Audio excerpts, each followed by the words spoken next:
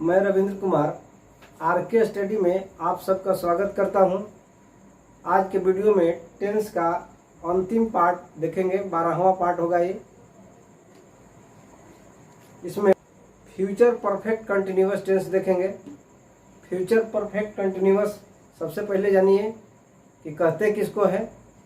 तो कोई कार्य भविष्य में लगातार चालू या जारी रहने का बोध होता है, उसे फ्यूचर परफेक्ट कंटिन्यूअस टेंस कहा जाता है। कोई कार्य भविष्य में लगातार चालू या जारी रहने का बोध होता है, उसे फ्यूचर परफेक्ट कंटिन्यूअस टेंस कहते हैं। तो चलिए लिखते हैं, परिभाषा पर आते हैं। Future perfect continuous tense, future perfect continuous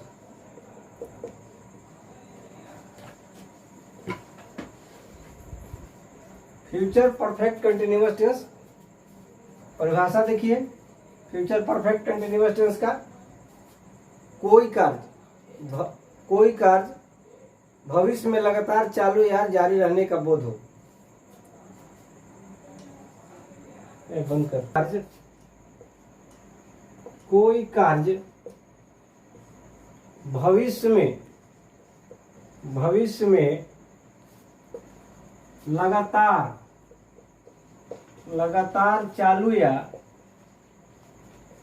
लगातार चालू या जारी रहने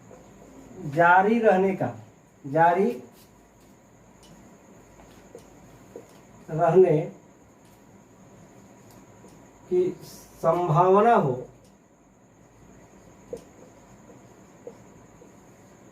कोई कार्य भविष्य में लगातार चालू या जारी रहने की संभावना हो तो उसे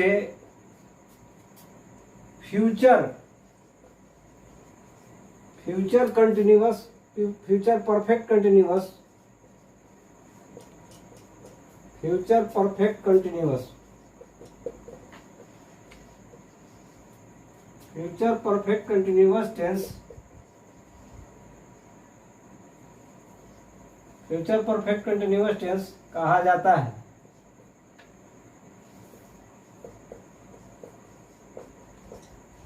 देखिए, फ्यूचर परफेक्ट कंटिन्यूअस, कोई कार्य भविष्य में लगातार चालू या जारी रहने की संभावना हो तो उसे फ्यूचर परफेक्ट कंटिन्यूअस टेंस कहा जाता है। फ्यूचर परफेक्ट कंटिन्यूअस टेंस में कोई भी कार्य होगा वह भविष्य में लगातार चालू या जारी रहेगा। टेंस का पहचान है। चलिए आते हैं पहचान पर। इसका पहचान, क्रिया के अंत में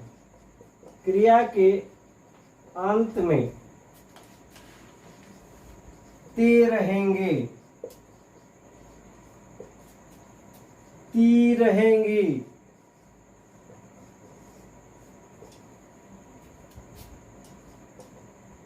ता रहेंगे,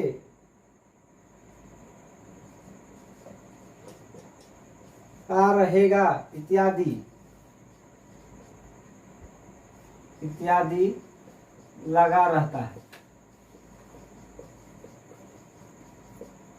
क्रिया के अंत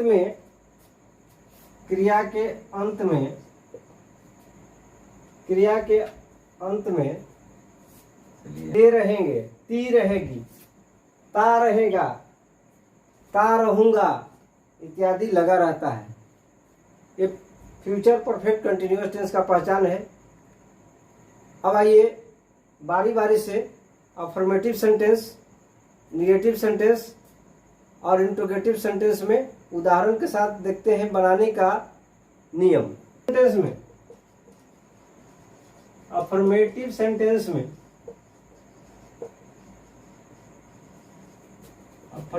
सेंटेंस में बनाने के नियम।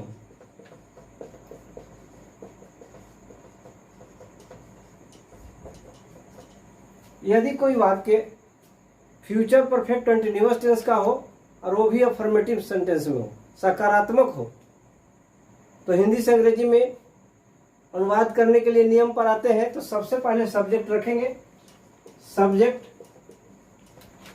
सब्जेक्ट प्लस शैल या विल शैल या will plus have been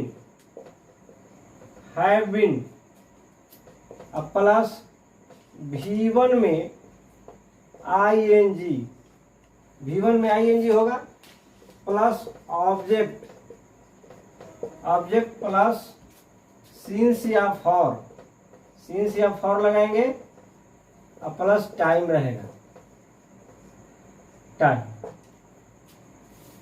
subject shall या will plus have been plus V1 में ing plus object plus since या फॉर प्लस टाइम। तो इस नियम से हिंदी से अंग्रेजी में अनुवाद करेंगे जब अफर्मेटिव सेंटेंस में रहेगा, वो भी फ्यूचर परफेक्ट कंटिन्यूअस टेंस का वाक्य रहे तो चलिए उदाहरण पर आते हैं। मैं सुबह से अपना काम करता रहूंगा। एग्जाम्पल होगा, मैं सुबह से अपना काम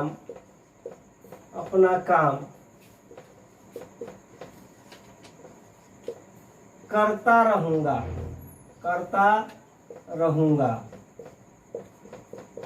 मैं सुबह से अपना काम करता रहूंगा। चलिए यहाँ सब्जेक्ट क्या है, मैं, यानी आई, और आई के साथ फर्स्ट पर्सन है तो शैल लगेगा, तो आई शैल और हैव लगाइए, आई शैल हैव बीन और कर V1 में आई करना क्या होगा, डू से डूइंग हो जाएगा, I shall have been doing और ऑब्जेक्ट हो गया अपना काम, तो I shall have been doing my work. और उसके बाद देखिए यहाँ सिंस या फॉर लगाइए, निश्चित है समय अवधि तो सिंस लगाएंगे, सुबह से है तो सिंस, और सुबह से है तो टाइम है सुबह से तो सिंस मॉर्निंग।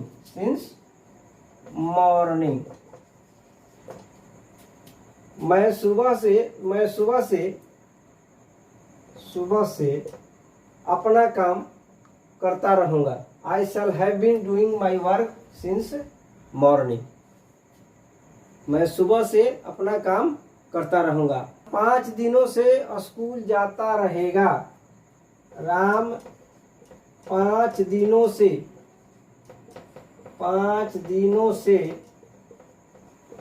स्कूल जाता रहेगा। राम 5 दिनों से स्कूल जाता रहेगा। चलिए यहाँ पर सब्जेक्ट राम है तो राम लिखेंगे, राम के साथ थर्ड पर्सन है विल लगेगा, राम विल, और उसके बाद हैव बीन लगाएंगे, राम विल हैव बीन, और यहाँ पर जाना हो गया क्रिया वर्ब हो गया तो ing लगेगा, गो से गोइंग हो जाएगा, हैव बीन गोइंग, और कहाँ जा रहा है, स्कूल जा रहा है तो ऑब्जेक्ट होगा school, I will have been going to a school. I will have been going to a school, और 5 दिनों से तो समय का कोई निश्चित नहीं है तो फॉर लगाएंगे, तो फॉर और टाइम दे देंगे फॉर 5 डेज। ये हो गया, Ram will have been going to school for 5 days. अब आइए निगेटिव सेंटेंस में देखते हैं। निगेटिव सेंटेंस में बनाने के नियम।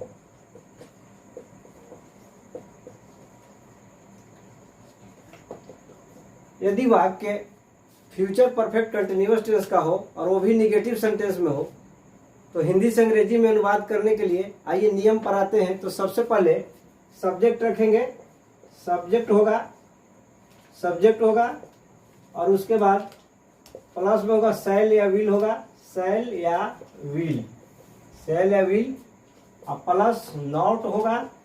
उसके बाद हैव बीन और प्लस V1 में ing, सब्जेक्ट प्लस शैल या will plus not plus have been plus V1 में ing और प्लस ऑब्जेक्ट प्लस सिंस या फॉर, सिंस या फॉर, सिंस या for plus time. Subject shall या will plus not plus have been plus V1 में ING plus object plus since या for plus time होगा। चलिए आइए उदाहरण पर चलते हैं। हम लोग सोमवार से अपना काम नहीं करता रहूंगा। एग्जाम्पल में आइए, हम लोग सोमवार से अपना काम नहीं करता रहूंगा।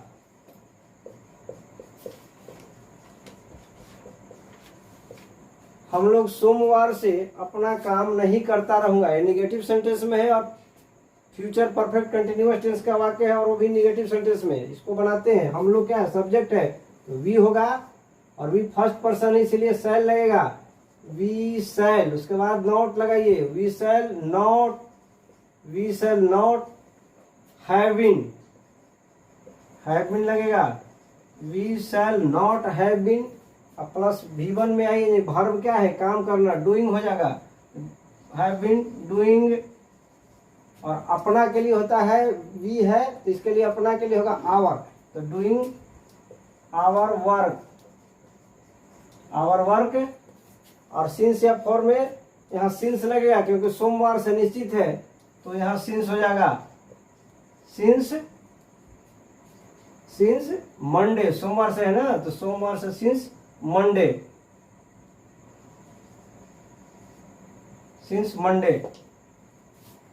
Since Monday. We shall not have been doing our work since Monday. तो इस तरह से निगेटिव सेंटेंस में बना लेंगे। राजेश 4 महीनों से क्रिकेट नहीं खेलता रहेगा। राजेश 4 महीनों से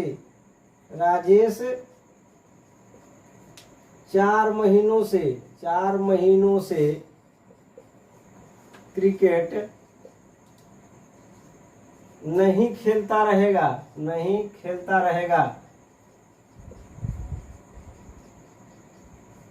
चलिए इसको बनाइए, राजेश 4 महीनों से क्रिकेट नहीं खेलता रहेगा। यहाँ राजेश सब्जेक्ट हो गया तो राजेश हो जाएगा, राजेश। और थर्ड पर्सन इसलिए विल लगेगा, Rajesh will not have been,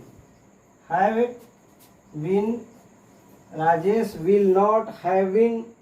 और खेलना के प्ले से प्लेइंग हो जाएगा, हैव बीन प्लेइंग। और क्या खेल रहा है, क्रिकेट ऑब्जेक्ट है तो हैव बीन प्लेइंग क्रिकेट। और उसके बाद सिंस या फॉर में देखिए 4 महीनों से निश्चित नहीं है तो फॉर लगेगा, फॉर 4 मंथ, और 4 मंथ और 4 मंथ।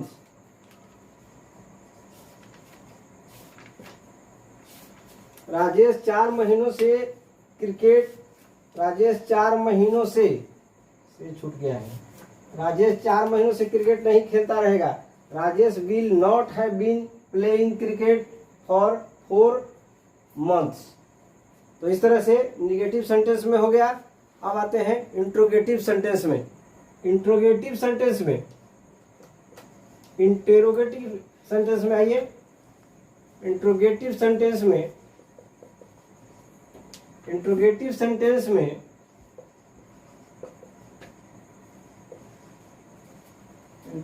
सेंटेंस में बनाने के नियम।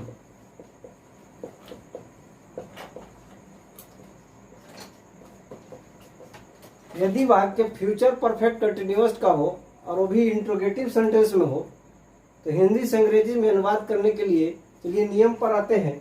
तो सबसे पहले शैल रखेंगे, शैल या विल रखेंगे, शैल या विल का प्रयोग करेंगे और उसके बाद शैल या विल के बाद सब्जेक्ट का प्रयोग करेंगे। शैल या विल के बाद क्या करेंगे, सब्जेक्ट, शैल या विल प्लस सब्जेक्ट। और उसके बाद हैव बीन लगाएंगे, हैव बीन। अब प्लस में V1 में ING, V1 में ING, अब प्लस ऑब्जेक्ट, अब प्लस सिंस या फॉर, प्लस टाइम और प्रश्नवाचक चिन्ह दे देंगे। सबसे पहले शैल या विल का प्रयोग करेंगे, उसके बाद सब्जेक्ट लगाएंगे, उसके बाद हैव बीन का प्रयोग करेंगे, उसके बाद हम V1 में ING रखेंगे, उसके बाद ऑब्जेक्ट प्लस में सिंस या फॉर का प्रयोग करेंगे और अंत में टाइम रखेंगे और प्रश्नवाचक चिन्ह का प्रयोग जरूर करेंगे। तो चलिए उदाहरण पर आते हैं। क्या वे लोग सुबह से टहलते रहे हैं? क्या वे लोग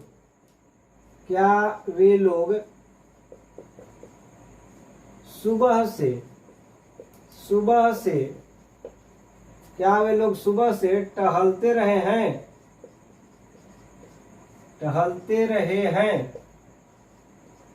क्या वे लोग सुबह से टहलते रहे हैं? चलिए यहाँ पर बनाते हैं। पहले दे, थर्ड पर्सन होगा दे, तो इसमें विल का प्रयोग करेंगे। विल दे, सब्जेक्ट हो गया दे, और उसके बाद have been, will they have been, टहलना के लिए वॉकिंग होता है, will they have been walking, और उसके बाद अब ऑब्जेक्ट नहीं है इसमें, सिंस या फॉर लगाएंगे तो सुबह से है तो सिंस लगाएंगे। They will they have walking, उसके बाद सिंस और सुबह से है तो सिंस मॉर्निंग हो जाएगा।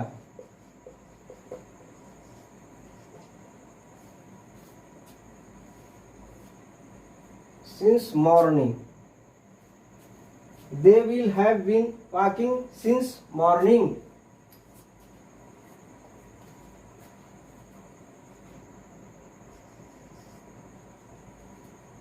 Will they have been walking since morning? चलिए अगला उदाहरण पर आते हैं। क्या राम 2 घंटों से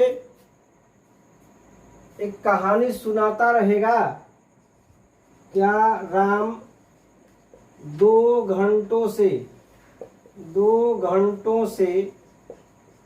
एक कहानी सुनाता रहेगा? क्या राम 2 घंटों से एक कहानी सुनाता रहेगा? तो राम यहाँ थर्ड पर्सन इसलिए विल लगाएंगे।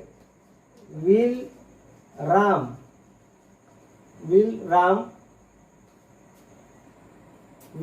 हैव बीन, कहानी सुनाना का होता है, नारेट से नारेटिंग हो जाएगा। विल राम हैव बीन नारेटिंग,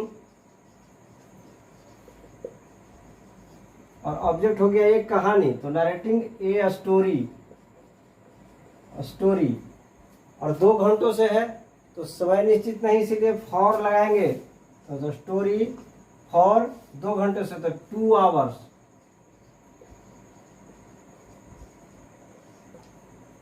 क्या राम 2 घंटों से कहानी सुनाता रहेगा? Will Ram have been narrating a story for 2 hours. तो इस तरह से फ्यूचर परफेक्ट कंटिन्यूअस टेंस का ये वाक्य अभी आप लोग अफर्मेटिव सेंटेंस में, निगेटिव सेंटेंस में और इंट्रोगेटिव सेंटेंस में देखें। तो ये टेंस का 12वां पार्ट था, अंतिम पार्ट था। टेंस समाप्त हो चुका है। वीडियो देखने के लिए आप सबको बहुत बहुत धन्यवाद।